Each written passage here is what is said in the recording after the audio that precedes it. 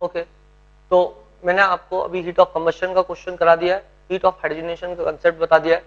कल मैंने आपको एक आखिर में क्वेश्चन करवाया था जिसमें how to mark negative charges and how to see whether the two structures are resonating with respect to each other और नॉट, ये बताया था। अब आज मैं आपको बताता हूँ कि जो कैनोनिकल स्ट्रक्चर्स होते हैं उनको कंपेयर कैसे करें कि कौन सा कैनोनिकल स्ट्रक्चर ज्यादा स्टेबल है और कौन सा कैनोनिकल स्ट्रक्चर कम स्टेबल है। ये बहुत इंपॉर्टेंट पार्ट है।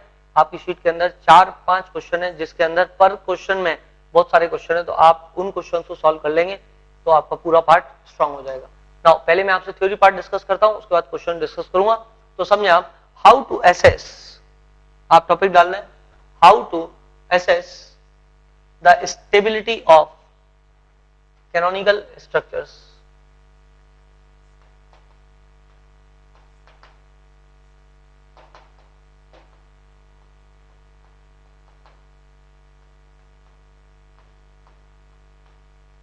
कैनोनिकल स्ट्रक्चर्स की स्टेबिलिटी हम देखना चाहते हैं कि कौन से कैनोनिकल स्ट्रक्चर ज्यादा स्टेबल होते हैं और कौन से कैनोनिकल स्ट्रक्चर कम स्टेबल होते हैं। तो पहली बात यदि मैं देखूं तो नंबर 1, आप पॉइंट लिखते जाएं, मोर the number of bonds, more the number of bonds, more the stability of structure.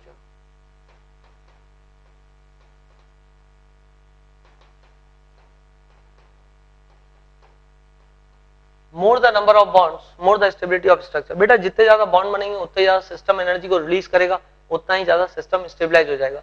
जीवन में भी ये बात सत्य है कि जिसके जितने ज्यादा बॉन्ड होते हैं वो उतना ही ज्यादा स्टेबल होता है। यदि मेरे पास 100 दोस्त हैं तो ऑब्वियसली मेरी स्टेबिलिटी समाज में थोड़ी सी बढ़ जाती है। मेरे पास 1-2 ही दोस्त है तो थोड़ा सा स्टेबिलिटी मेरी कॉम्प्रोमाइज होती है, क्योंकि यदि मान लो मेरे पास कुछ नहीं है तो भी मैं एक दोस्त के पास कम से कम एक दिन खाना खाने जाऊंगा तो 100 दिन बाद दूसरे दोस्त के पास खाना खाने जाऊंगा। तो more the number of bonds, तो obviously the stability will be more. तो यदि मैं आपको एक सिंपल सा एग्जांपल दूं तो ये जैसे इधर हो गया एक और यहाँ हो गया डुक डुक डुक डुक डुक, और यहाँ पे लगा दूंगा मैं पॉजिटिव चार्ज, इधर लगा दूंगा नेगेटिव चार्ज और इधर लगा दिया ये, ठीक।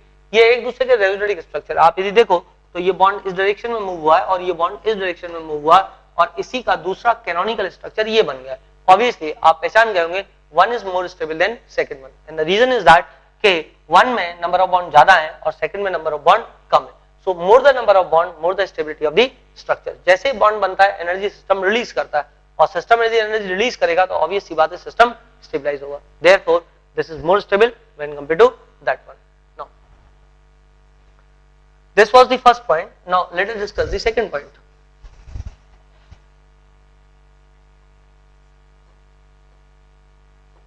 Never exceed octet rule while drawing resonating structures। अब बेटा ये बात बहुत ज्यादा सब्जेक्टिव है, कारण ये है कि ऑर्गेनिक केमिस्ट्री में हम कार्बन के साथ जनरली डील कर रहे होते हैं, कार्बन ऑक्सीजन नाइट्रोजन ऐसी चीजें आ रही होती है, इसलिए ज्यादा प्रॉब्लम नहीं है। But never exceed the octet rule while drawing resonating structure। Actually बेटा ऑक्टेट रूल तो लगता ही पीरियोडिक टेबल में सिर्फ 4 ही एलिमेंट है, कार्बन नाइट्रोजन ऑक्सीजन और फ्लोरीन। इसके अलावा ऑक्टेट रूल लगता कहां पे, नीचे जाओगे तो डी ऑर्बिटल आ जाएगा और डी ऑर्बिटल के आने के साथ ही वैलेंसी एक्सीड होने लग जाती है। तो आप इस बात को ध्यान रखें कि never exceed octet rule while drawing resonating structure। इसमें 2 शब्द इंपॉर्टेंट है, एक तो एक्सीड है, एक लुईस ऑक्टेट रूल ब्रेक नहीं होना चाहिए। तो लुईस ऑक्टेट रूल क्या बोलता है कि हर एटम 8 इलेक्ट्रॉन प्राप्त करने की कोशिश करता है अपने आउटर मोस्ट शेल में अपनी स्टेबिलिटी के लिए। तो यदि डाउन साइड पे है तो डाउन साइड पे है तो इसका मतलब 6 इलेक्ट्रॉन हो सकते हैं, बट वो रेजोनेटिंग स्ट्रक्चर मिलेगा, बट वो लेस स्टेबल होगा। बट ऐसे रेजोनेटिंग स्ट्रक्चर जिसमें ऑक्टेट रूल एक्सीड हो रहा हो, मतलब नाइट्रोजन 5 बॉन्ड बना रहा हो या कार्बन 5 बॉन्ड बना रहा हो, ऐसे structure are totally invalid structure. इनकी स्टेबिलिटी कुछ भी नहीं होती है। यदि आपसे पूछता है कोई कि which of the following structure resonating structure are invalid structure, एक क्वेश्चन है आपकी शीट के अंदर, 4 क्वेश्चन है उसके अंदर जिनमें पूछा हुआ है कि कौन सा रेजोनेटिंग स्ट्रक्चर इनवैलिड है, तो वहां पे वो सारे रेजोनेटिंग स्ट्रक्चर इनवैलिड है जिनका ऑक्टेट एक्सीड कर रहा है। मतलब वहां पे या तो नाइट्रोजन 5 बॉन्ड बना रहा है या कार्बन 5 बॉन्ड बना रहा है, and that is not allowed while drawing the resonating structures. So never exceed octet rule while drawing resonating structure. बेटा सबसे ज्यादा unstable form of structure resonating structure यदि कोई होते हैं तो वो होते हैं जिनके अंदर ऑक्टेट एक्सपांड कर रहा होता है, या कार्बन नाइट्रोजन ऑक्सीजन फ्लोरीन के केस में ऑक्टेट रूल ब्रेक हो रहा होता है।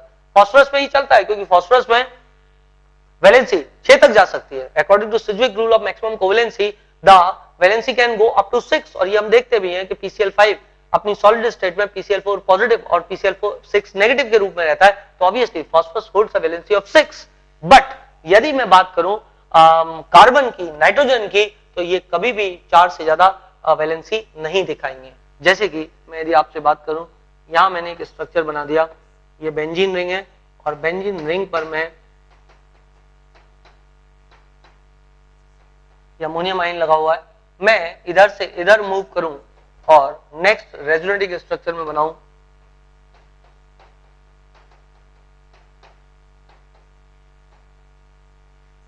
ये वाला, this is most unstable form of resonating structure. ये इतना ज्यादा इनवैलिड है कि ऑलमोस्ट नहीं बनेगा, ऑलमोस्ट नहीं बनेगा। This is a completely invalid resonating structure. यदि इसकी बात करूं तो नाइट्रोजन के आउटर मोस्ट शेल में फिलहाल 10 इलेक्ट्रॉन्स हैं which is not permitted. Nitrogen के आउटर मोस्ट शेल में 10 इलेक्ट्रॉन्स हैं which is actually not permitted, therefore this is not allowed. The structures in which the octet rule will exceed are invalid structures. So this is the second point, कौन से resonating structure stable होते हैं और कौन से कम stable होते हैं। Now the third point, और ये पॉइंट्स अपने सीरियल ऑर्डर में स्टेबिलिटी के, स्पेशली शुरू के 2-3 पॉइंट जो है स्टेबिलिटी को ज्यादा डिटरमाइन करते हैं, उसके बाद के पॉइंट फिर स्टेबिलिटी को डिटरमाइन करते हैं। नाउ ये 2 पॉइंट आई होप आपको अब तक क्लियर है। More the number of bond, more the stability of structure. Second point, never exceed the octet rule while drawing the resonating structures, especially in case of carbon, oxygen, nitrogen and fluorine. Now see this. Third, structures in which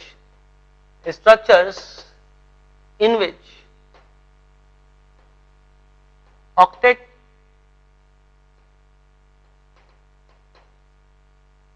is incomplete are less stable than those structures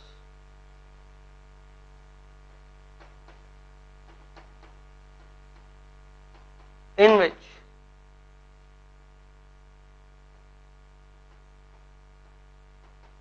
octet is complete, in which octet is complete। मैं आपको simple example बताता हूं।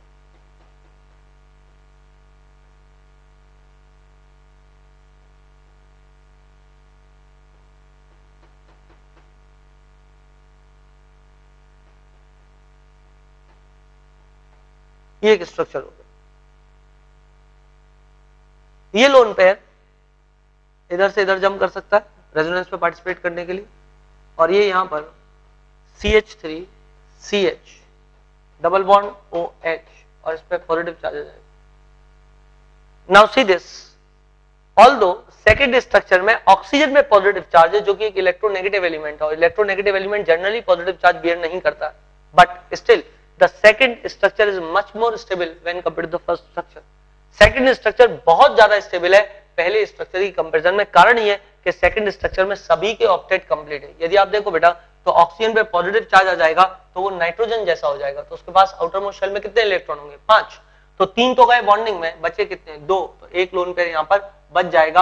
अब oxygen का octet complete है, 1 2 3 4 5 6 7 8, 4 ये, 2 ये, 6 और 2 ये 8, तो इसका ऑक्टेट तो कंप्लीट है। यहां पर यदि देखो तो इस कार्बन का ऑक्टेट कंप्लीट नहीं है। कार्बन ने एक बॉन्ड यहां, एक बॉन्ड यहां और एक हाइड्रोजन के साथ बनाया हुआ है, इसके पास सिर्फ 6 इलेक्ट्रॉन्स है। It is a electron deficient structure, और electron deficient structure are less stable than electron non deficient, मतलब जिनमें इलेक्ट्रॉन कंप्लीट होता है, मतलब जिनमें ऑक्टेट कंप्लीट होता है, those structures are more stable than those structures in which the octet is incomplete. Therefore the second is more stable when compared to the first one।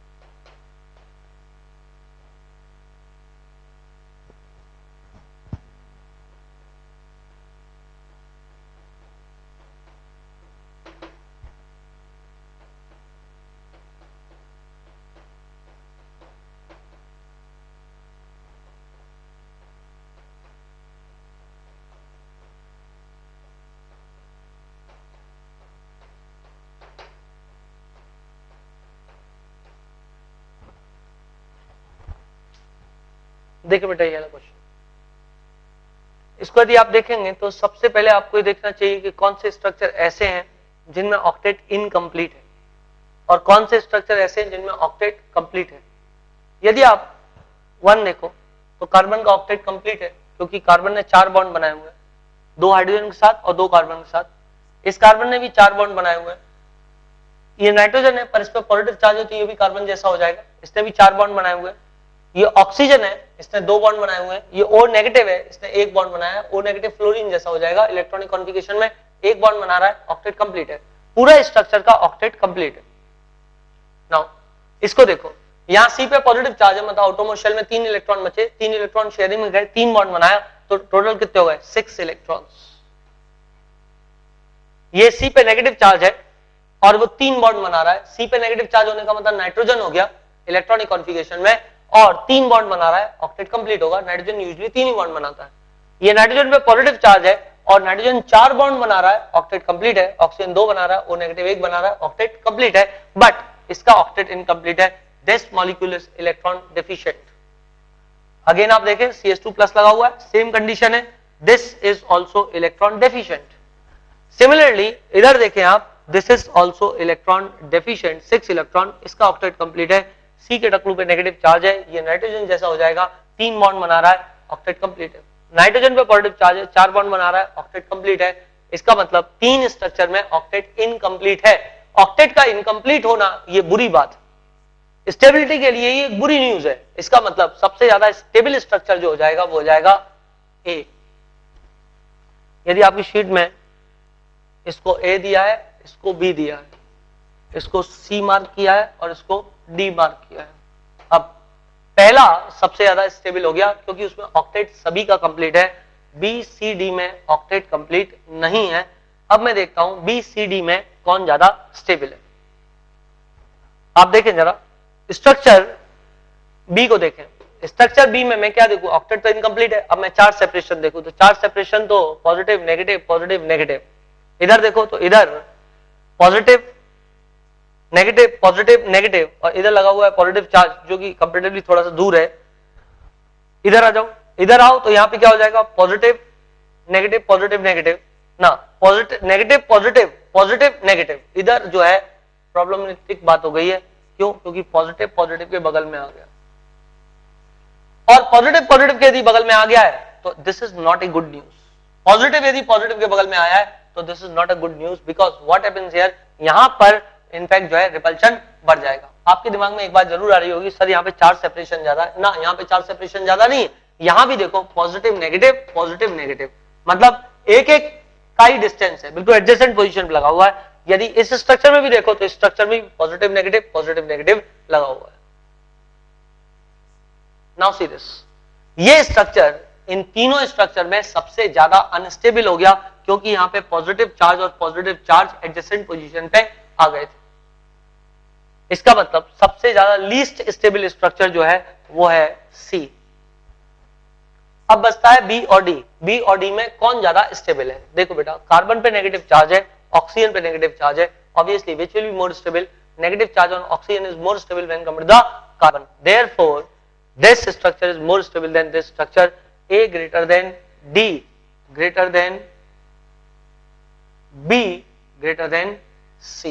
So the options are like this: A greater than D greater than B greater than C.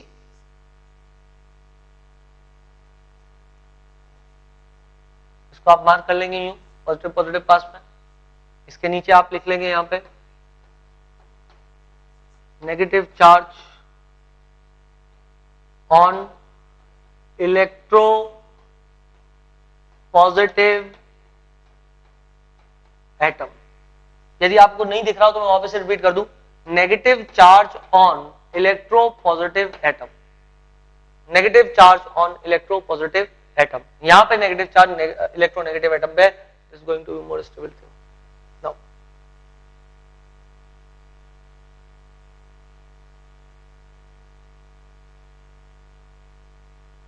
ये बात आपको यदि clear हो तो मैं एक और question आपसे डिस्कस करता हूं आगे।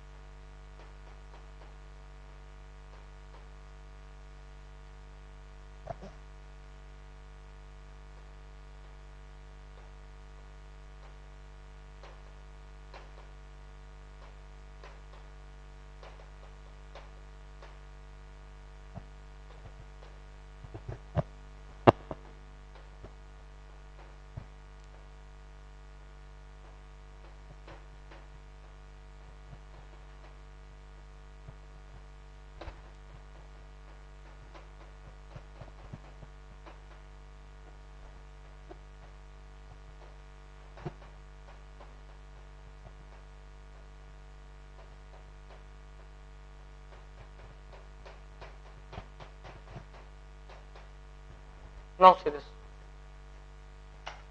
बेटा फिर से हम देखेंगे कि कौन सा स्ट्रक्चर ऐसा है जिसमें ऑक्टेट बिल्कुल कंप्लीट है।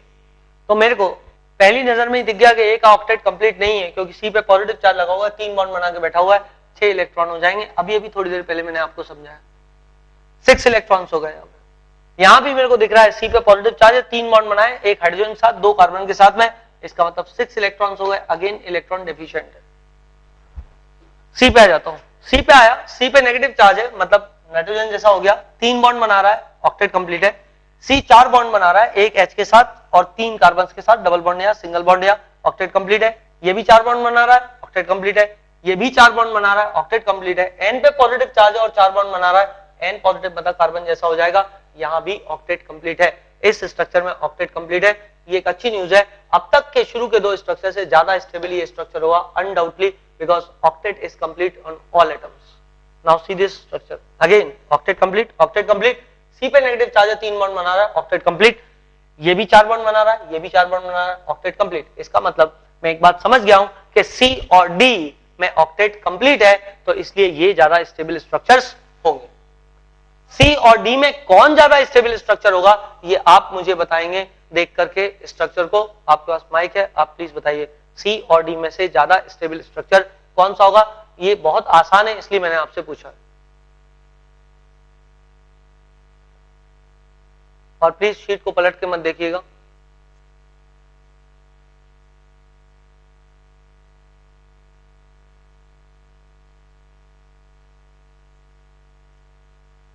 जो बच्चा भी उत्तर बताना चाह रहा है उसको माइक ले लें आप और बताएं उत्तर।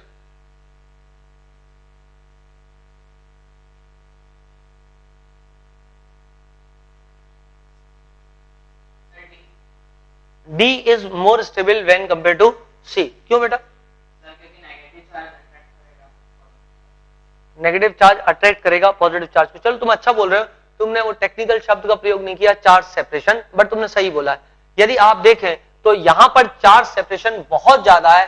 पॉजिटिव एक कोने में बैठा है, नेगेटिव एक कोने में बैठा है। ये लोग गाना गाते रहेंगे, दुखी रहेंगे, इसलिए इनको पास आने की जरूरत है। ये स्ट्रक्चर लेस स्टेबल रहेगा, ये स्ट्रक्चर कंपैरेटिवली ज्यादा स्टेबल रहेगा।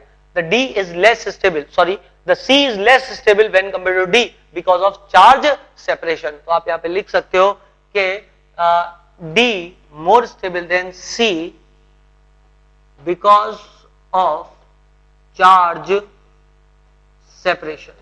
Because of charge separation. आपने बहुत अच्छा उत्तर बताया, मेरी हिम्मत थोड़ी बढ़ गई है। मैं आपसे A और B में उत्तर पूछना चाहूंगा, यदि आपने बता दिया तो वेरी गुड, वेरी नाइस। आप बताएं ए। चलो ए इज मोर स्टेबल और less stable? Less stable. Why? Alpha hydrogen. Where are alpha hydrogen in this structure?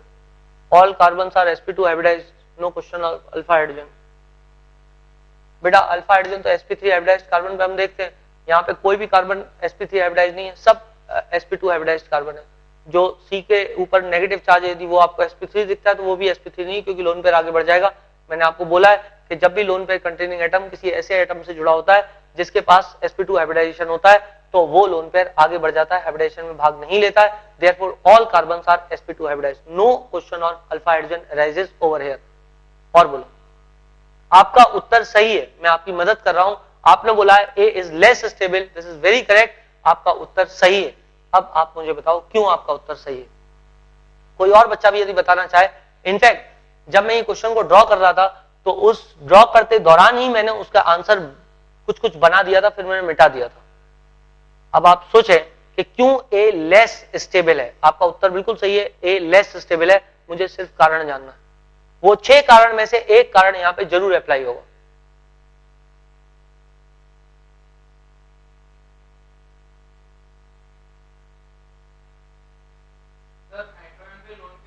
शाबाश शाबाश, वेरी नाइस। नाइट्रोजन पर आपने बता दिया बेटा, बहुत बढ़िया आंसर बताया आपने। नाइट्रोजन पर लोन पेयर है और कार्बन पर नेगेटिव चार्ज है। लोन पेयर और नेगेटिव चार्ज आपस में एक दूसरे को रिपेल कर जाएंगे, जिसकी वजह से स्ट्रक्चर लेस स्टेबल होगा। Very good answer. So this is least stable structure when compared to this structure. Therefore I will write that B is more stable than A और इसका कारण इधर ही लिख दूंगा यूं करके, यूं, negative charge repels lone pair. वो लोग एक दूसरे को पसंद नहीं करते, नेगेटिव नेगेटिव है, इसलिए लेस स्टेबल होगा। Now I will draw the third question on board. I hope आप लोग ये बात समझ चुके हैं।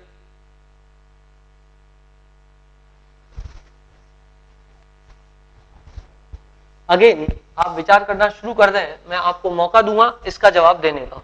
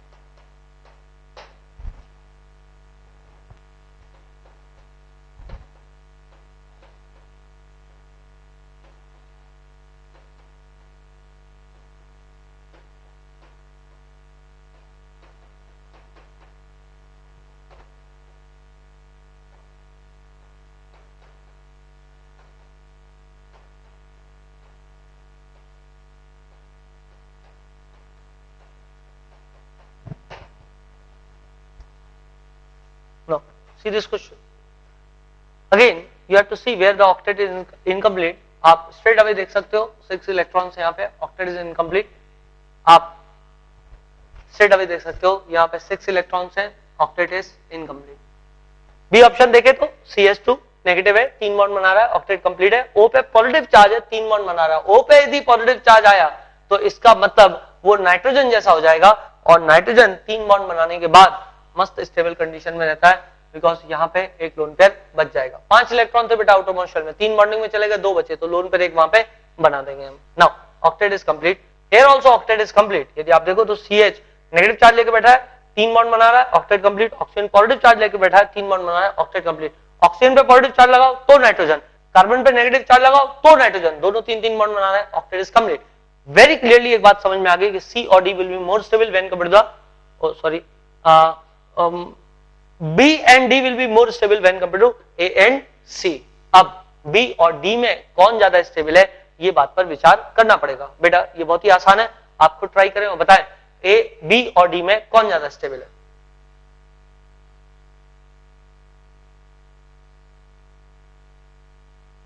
कोई बच्चा जो उत्तर बताना चाहे, इट इज वेरी इजी, मतलब सामने दिख रहा है, एकदम चमक रहा है वो। कोई भी होशियार बच्चा जो बताना चाहे।